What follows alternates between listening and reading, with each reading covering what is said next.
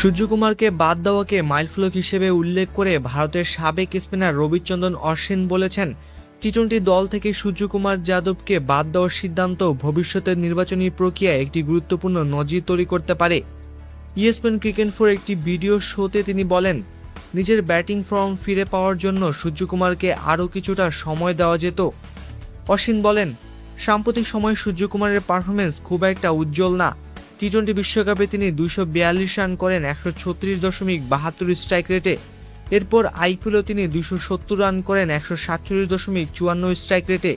তবে একই সঙ্গে তিনি ভারতকে টি-20 বিশ্বকাপ জেতানো অধিনায়ক ছিলেন। এই বিবেচনায় তাকে আরও কিছুটা সময় দেওয়া যেতে পারত।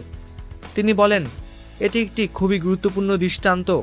একজন অধিনায়ক যিনি বিশ্বকাপ জিতিয়েছেন তাকে কোনো চূড়ান্ত সতর্কতা ছাড়াই বাদ দেওয়া, এটা ভবিষ্যতে নির্বাচনের মানদণ্ডে প্রভাব ফেলতে পারে।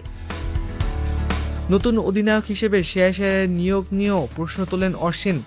তার মতে, দীর্ঘদিন টি-20 দলে না থাকা সত্ত্বেও আইআরকে সরাসরি নেতৃত্বে আনা কঠিন সিদ্ধান্ত।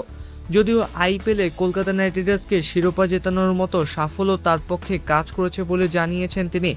অশ্বিন আরও বলেন, দলের ভেতরের ভারসাম্য ও নেতৃত্ব কাঠামো ঠিকভাবে বজায় রাখা জরুরি, না হলে ভবিষ্যতে এমন সিদ্ধান্ত আবারও বিতর্ক তৈরি করতে পারে।